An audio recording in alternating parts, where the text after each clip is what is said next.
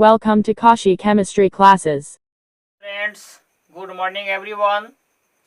आज हम लोग 12th क्लास का चैप्टर पहला स्टार्ट करेंगे, सॉलिड स्टेट। आइए सॉलिड स्टेट पर इंट्रोडक्टरी पार्ट करते हैं। इंट्रोडक्शन इसका, सॉलिड स्टेट में सॉलिड के इंट्रोडक्शन को जानते हैं। सॉलिड कैसे है, क्या है, इसको पहले इसमें पहले लिखेंगे स्टेट ऑफ मैटर। क्या जानना है? State of matter, state of matter. State of matter को हम तीन पार्ट में बांटेंगे।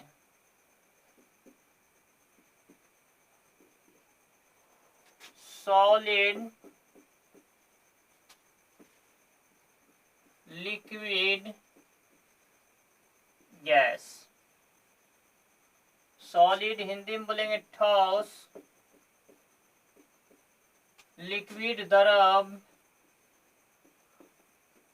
गैस का गैस।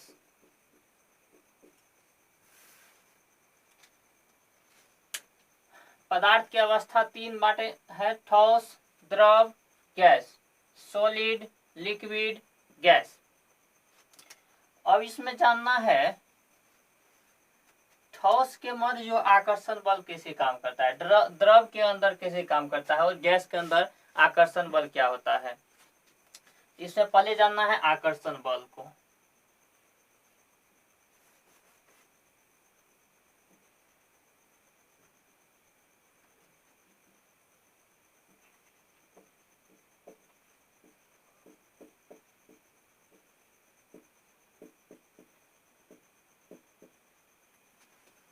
आकर्षण बल, ठोस में प्रबल आकर्षण बल होता है। ठोस के मध्य प्रबल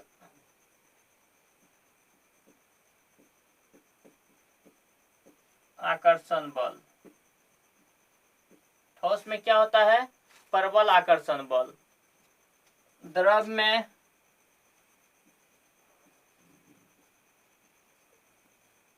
दुर्बल आकर्षण बल।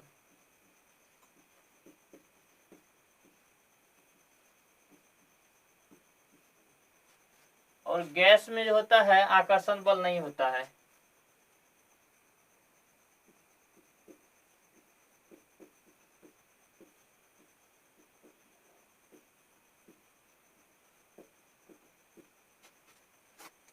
देखिए, आकर्षण बल, सॉलिड के कण के बीच आकर्षण बल काम करता है, प्रबल आकर्षण बल। इसके पार्टिकल के बीच दुर्बल आकर्षण बल। लिक्विड में दुर्बल आकर्षण बल और गैस में आकर्षण बल नहीं रहता है। आकर्षण बल के कारण ठोस के कण पूरा नजदीक नजदीक रहता है, क्लोज पैकिंग रहता है ठोस में। देखिए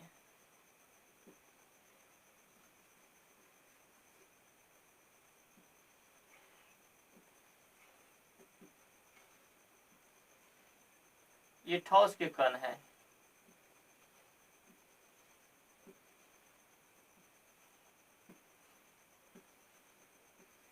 इसके मध्य क्या लग रहा है? प्रबल आकर्षण बल।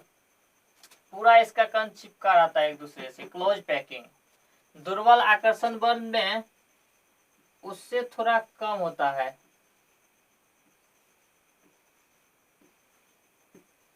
आकर्षण बल इसके तुलना में कम रहता है। इसमें तो आकर्षण बल होता ही नहीं, इसका कण जहां तहां रहता है। इसके कणों के मध्य कोई आकर्षण बल कार्य नहीं करता है। लेकिन ठोस में आकर्षण बल सबसे अधिक रहता है, द्रव में कम रहता है, गैस में कोई आकर्षण बल नहीं होता है। इसलिए ठोस के कण पूरा नजदीक नजदीक रहता है, क्लोज पैकिंग होता है, पूरा नजदीक नजदीक होता है ठोस के। द्रव के बीच इसके तुलना में कम होता है, इसमें कोई आकर्षण बल कार्य नहीं करता है। अब इसके आकृति का अगर बात करें, ठोस के आकृति का, ठोस का जो है आकृति निश्चित होता है। ठोस का आकृति निश्चित होता है। द्रव का आकृति जिस बर्तन में रखेंगे उसी बर्तन का हो जाता है, अर्थात अनिश्चित होता है। द्रव का आकृति अनिश्चित होता है और गैस का आकृति भी अनिश्चित होता है। गैस को भी जिस बर्तन में रखेंगे उसी के आकार का हो जाता है आकृति। आयतन का बात करते हैं।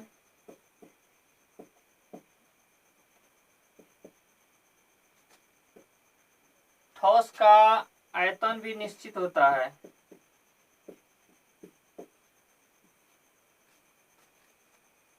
द्रव का आयतन भी निश्चित होता है।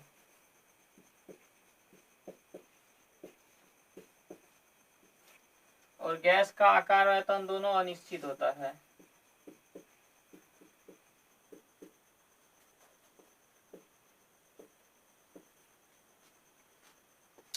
देखिए, स्टेट ऑफ मैटर में पदार्थ की अवस्था में बांटे हैं सॉलिड, लिक्विड और गैस में।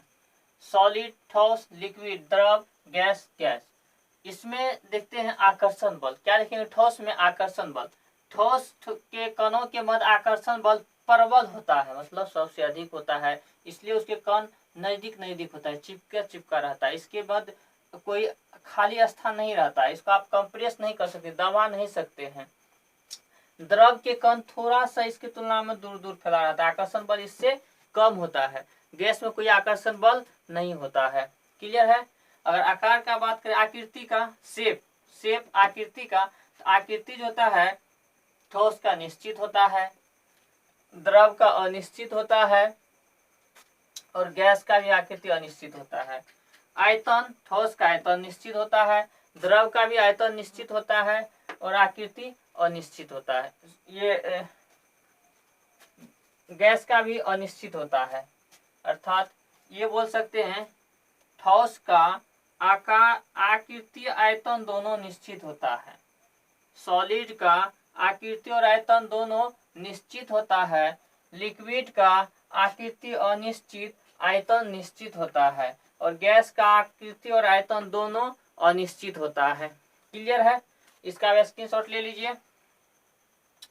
इसमें हमको पढ़ना है किसके बारे में? सिर्फ और सिर्फ सॉलिड के बारे में। इसमें जानना है सॉलिड के बारे में। आप इसका स्क्रीनशॉट ले लीजिए, तब आगे बढ़ते हैं। सेट हो जाते हैं।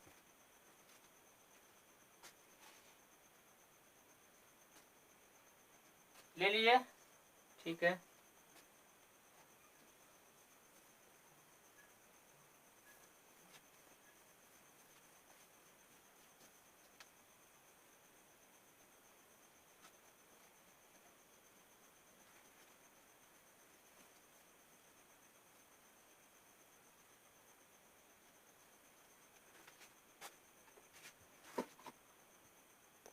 चलिए फिर से आगे बढ़ते हैं।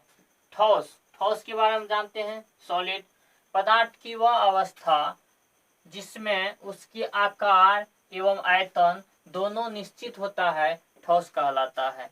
डिफिनेशन क्या हो जाएगा? पदार्थ की वह अवस्था जिसमें उसकी आकार एवं आयतन दोनों निश्चित होता है। आकार और आयतन, आकार या आकृति बोल सकते हैं, एवं आयतन दोनों निश्चित होता है, उसे ठोस कहते हैं। ये क्लियर हो गया ठोस का डिफिनेशन। अब देखिए, ठोस को हम दो भाग में बांटेंगे। ठोस को दो भाग में बांटेंगे, क्रिस्टलाइन सॉलिड और एमॉर्फस सॉलिड। क्लियर है? तो चलिए इसमें लिखेंगे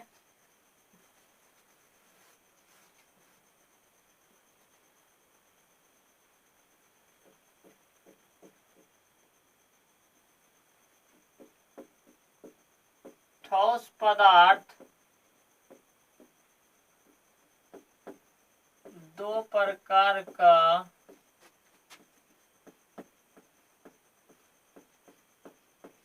होता है। ठोस पदार्थ दो प्रकार का होता है। पहला लिखेंगे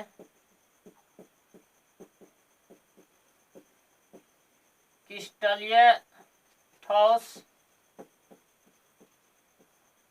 इंग्लिश में क्रिस्टलाइन सॉलिड।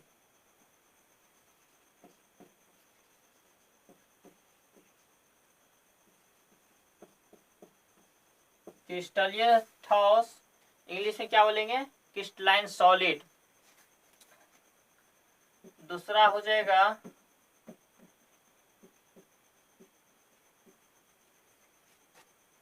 हिंदी में अक्रिस्टलीय ठोस।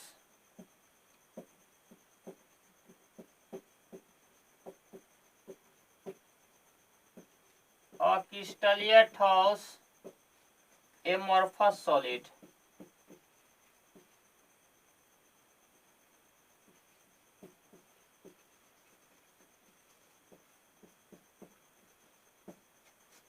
ठोस पदार्थ को कितना पार्ट में बांटेंगे? 2 पार्ट में। एक क्रिस्टलीय ठोस क्रिस्टलाइन सॉलिड, दूसरा अक्रिस्टलीय ठोस एमॉर्फस सॉलिड। अब देखते हैं क्रिस्टलीय ठोस क्रिस्टलाइन सॉलिड एमॉर्फस ठोस एमॉर्फस सॉलिड और क्रिस्टलीय ठोस। ठोस को कितना पार्ट में विभाजित करेंगे? 2 पार्ट में। ठोस को विभाजित करेंगे 2 पार्ट में। क्रिस्टलीय ठोस और क्रिस्टलीय ठोस, क्रिस्टलीय ठोस क्रिस्टलाइन सॉलिड और क्रिस्टलीय ठोस एमॉर्फस सॉलिड। इसको लिखिए आप, इसका स्क्रीनशॉट ले लीजिए।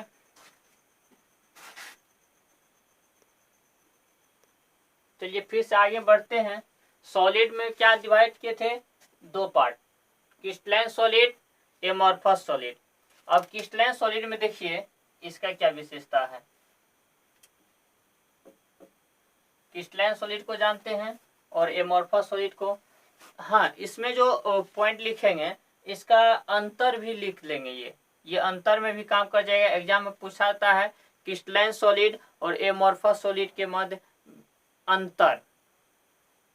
क्लियर है ना? ये भी क्वेश्चन इससे आ जाएगा, यही लिख देना है। तो पहला इसमें लिखना है इसके अवयवी कण नियमित व्यवस्थित है। इसके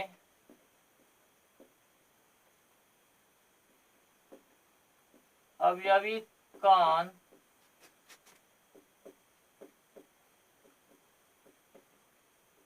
नियमित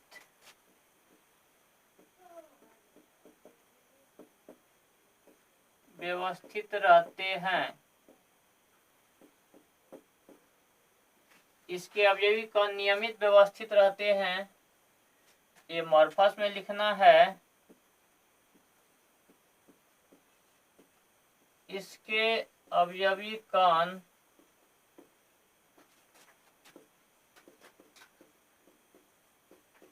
नियमित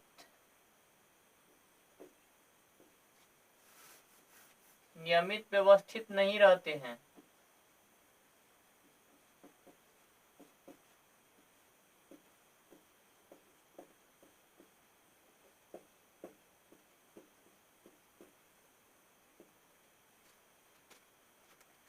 इस दोनों पॉइंट को समझते। इसमें लिखा है कि इसके अवयवी कण नियमित व्यवस्थित रहते हैं। इसके अवयवी कण नियमित व्यवस्थित नहीं रहते हैं।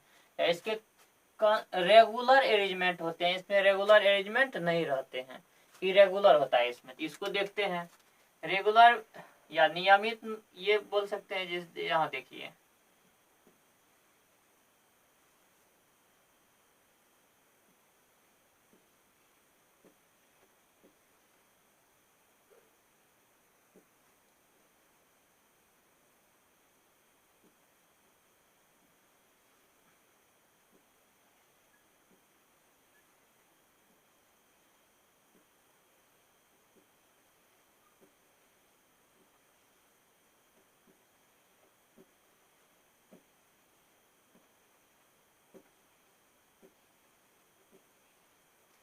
इससे जो व्यवस्थित रहेगा इसको बोलेंगे नियमित व्यवस्थित।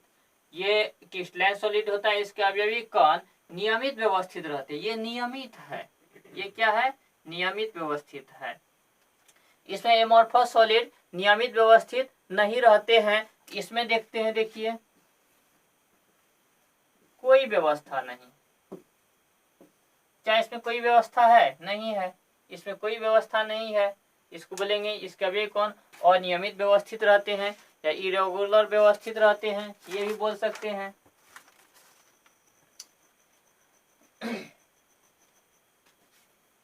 नियमित में ये कहेंगे नियमित है, नियम है कुछ, इसमें कुछ नहीं है, जत तत इधर उधर है, अनियमित व्यवस्था है, कुछ नियम है ही नहीं इसमें। ये हो गया। इसका नेक्स्ट पॉइंट,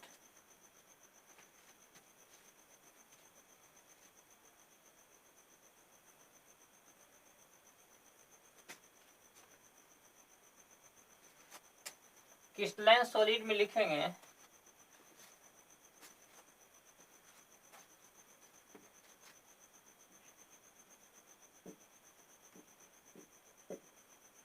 इसका गलनांक स्पष्ट होता है,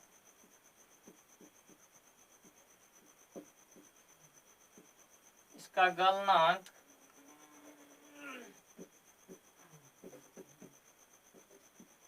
स्पष्ट होता है। इधर लिखेंगे इसका गलनांक स्पष्ट नहीं होता है,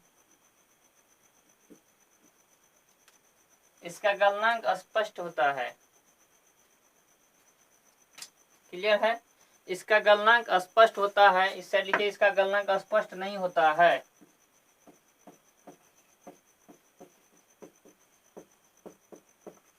इसका गलनांक स्पष्ट नहीं होता है। इसको समझते हैं, क्या कह रहा है कि क्रिस्टलाइन सॉलिड का गलनांक स्पष्ट होता है, जबकि एमोर्फस सॉलिड का गलनांक स्पष्ट नहीं होता है। क्लियर है? चलिए इसमें देखिए गलनांक स्पष्ट का, ये देखिए क्या है, इसको अगर गर्म करेंगे सॉलिड को, क्रिस्टलाइन सॉलिड को, ये मान लीजिए अगर 120 डिग्री सेल्सियस से गर्म होना स्टार्ट हुआ, तो 120 डिग्री से लेके 121 डिग्री सेल्सियस तक पिघल जाएगा, ठोस से द्रवावस्था में आ जाएगा। ठोस से द्रवावस्था में स्पष्ट है कि 120 से 122 डिग्री सेल्सियस के मध्य ये क्या होता है, ठोस से द्रवावस्था में आ जाता है। लेकिन आप एमोर्फस सॉलिड को गर्म करेंगे, इसके ठोस से द्रव में जाने में हो सके 120 डिग्री सेल्सियस से गर्म होना स्टार्ट होगा, होते होते होते होते ये 190-91 डिग्री सेल्सियस तक जाएगा। इतना टाइम लग जाएगा, धीरे धीरे ये द्रव में बदलेगा। तो ये स्पष्ट नहीं है किस टेम्परेचर पर ये ठोस से द्रव में बदलेगा, इसलिए कहा जाता है इसका गलनांक अस्पष्ट होता है, जबकि एमोर्फस सॉलिड का गलनांक अस्पष्ट नहीं होता है। क्लियर है? क्या बोलेंगे? क्रिस्टलाइन सॉलिड का गलनांक स्पष्ट होता है, एमोर्फस सॉलिड का गलनांक स्पष्ट नहीं होता है। अब अगला पॉइंट है, यह विषमदेशिक होता है। कौन? Crystalline solid. यह विषमदेशिक होता है, विषमदेशिक होता है।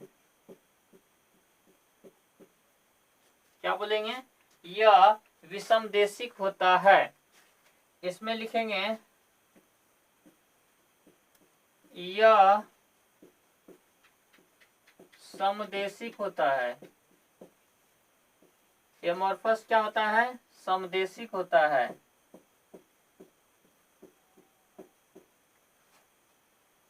इसको समझते हैं। यह विषमदेशिक होता है, क्रिस्टलाइन सॉलिड विषमदेशिक होता है, जबकि एमोर्फस सॉलिड समदेशिक होता है। तो देखते हैं क्रिस्टलाइन सॉलिड के सजावट को। ये मान लीजिए छोटा बड़ा पार्टिकल, छोटा पार्टिकल, बड़ा पार्टिकल, छोटा पार्टिकल, बड़ा पार्टिकल, छोटा पार्टिकल, बड़ा पार्टिकल से मिलकर बना है। छोटा पार्टिकल, बड़ा पार्टिकल, छोटा पार्टिकल,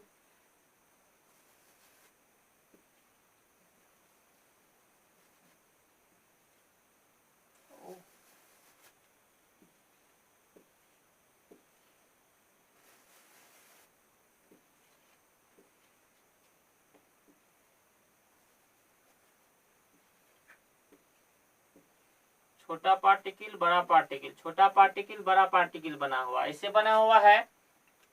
देखिए ये विषम देशिक होता है। अगर इस डायरेक्शन में जाइए इसमें फेस करना पड़ेगा बड़ा पार्टिकल छोटा पार्टिकल, बड़ा पार्टिकल छोटा पार्टिकल, बड़ा पार्टिकल छोटा पार्टिकल।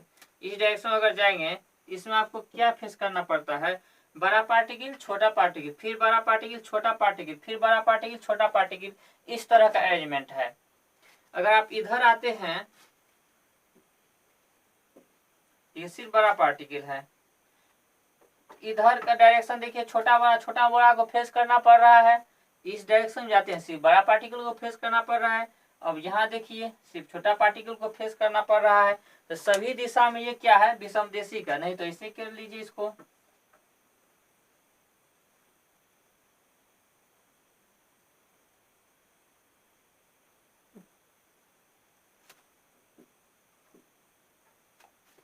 यहां से अगर करेंगे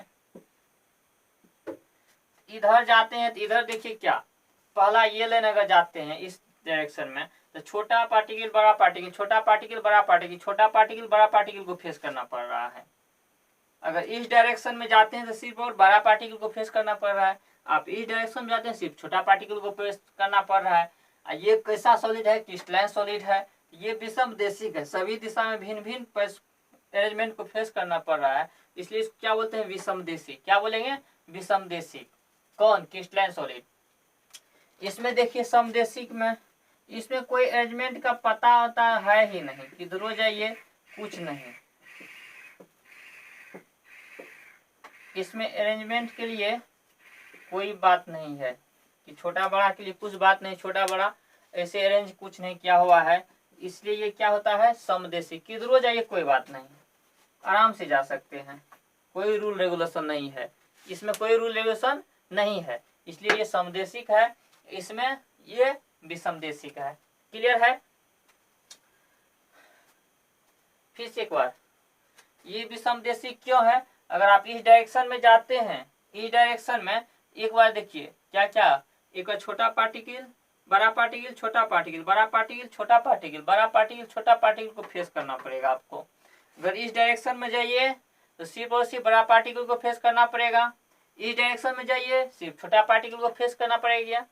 मतलब सभी डायरेक्शन में भिन्न भिन्न रूल है इसको फेस करने के लिए, इसलिए भी समदेशिक है। इसमें तो कुछ रूल ही नहीं है, इसलिए ये समदेशिक है, समान रूल है सबके लिए। किधरों जाइए, इधर जाइए, इधर जाइए, इधर जाइए, सबके लिए समान रूल, इसलिए समदेशिक।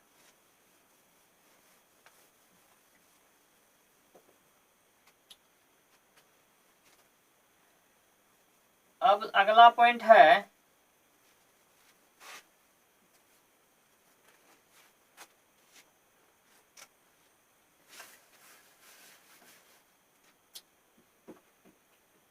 यह वास्तविक ठोस होता है।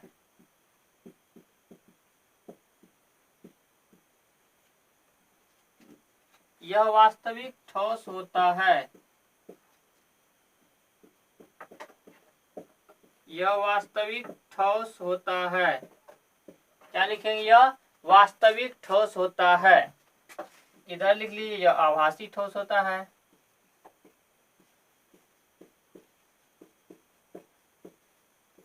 यह आभासी ठोस होता है। इसमें क्या लिखेंगे, यह वास्तविक ठोस होता है, यह आभासी ठोस होता है। क्लियर है। यह वास्तविक ठोस होता है, यह आभासी ठोस होता है। क्रिस्टलाइन सॉलिड वास्तविक ठोस होता है, एमोर्फस सॉलिड आभासी ठोस होता है। आपको यह अंतर पूछा भी जाता है एग्जाम में, इसलिए इसको आप लिख लीजिए। सबका तो ये डिटेल में हो ही गया, स्क्रीनशॉट लीजिए या वीडियो को पॉज कर लीजिए। चलिए आगे बढ़ते हैं, एक एग्जाम्पल लेते हैं मोर्फस क्रिस्टलाइन सॉलिड और एमोर्फस सॉलिड का। देखिए उस पर फिर बात करते हैं। जैसे ये calcium carbonate CaCO3 2 - 2+, calcium carbonate का ही बना होता है चौक जिससे आप बोर्ड पे लिखते हैं, और कैल्शियम कार्बोनेट से ही बना होता है मार्बल जिससे आप घर में लगाते हैं। चौक है एमोर्फस सॉलिड के एग्जाम्पल, मार्बल है क्रिस्टलाइन सॉलिड के एग्जाम्पल। दोनों तो एक ही चीज से बना है, सिर्फ उसमें अंतर क्या है, अरेंजमेंट का, व्यवस्था का। चौक में जो होता है, ये मार्बल में होता है, क्रिस्टलाइन सॉलिड के अंतर मानेंगे इसको, उसका जो व्यवस्था होता है अभी भी कौन होता है, निश्चित नियमित व्यवस्थित होता है, उसके अवयवी कौन में नियमित व्यवस्थित होता है, जबकि चौक के अवयवी कौन में नियमित व्यवस्थित नहीं होता है। इसलिए दोनों में देखिए कितना अंतर है। आप चौक से बोर्ड पे लिख सकते हैं, जबकि मार्बल से बोर्ड पे नहीं लिख सकते हैं। चौक तो लिख देगा, मार्बल बोर्ड को ही खराब कर देगा। देखिए गलनांक में भी अंतर होता है दोनों में, इसलिए वो भी एग्जाम्पल ले सकते हैं। चलिए इंट्रोडक्शन पार्ट था, इतना ही रहने देते हैं, आगे बढ़ेंगे। उससे पहले आप लोग से कुछ बात कर लेता हूँ। आप लोग मेरे लिए भी कुछ कीजिए, वीडियो को शेयर कीजिए, आप चैनल को सब्सक्राइब कर लीजिए, जिससे कि सबसे पहले आप तक वीडियो पहुँचे जब मैं कुछ वीडियो डालूँ तो। और लाइक भी कीजिए और कमेंट्स करके बताइए भी कि आप में कुछ प्रॉब्लम हो रहा है तो वो कमेंट सेक्शन में डाल दीजिए, हम कमेंट्स देख के उसका फिर आंसर देने का प्रयास करेंगे। और दोस्तों के साथ शेयर कीजिए, चैनल को सब्सक्राइब कर लीजिए। इसमें भी न्यूमेरिकल पार्ट्स रहता है, सॉलिड स्टेट में भी न्यूमेरिकल पार्ट है, हम न्यूमेरिकल पार्ट पर भी पूरा डिटेल में बात करेंगे। इसलिए आपसे रिक्वेस्ट है कि आप दोस्तों को भी बताइए, चैनल को सब्सक्राइब कर लीजिए और बेल आइकन को भी दबा लीजिए। चलिए इतना ही रहने देते हैं।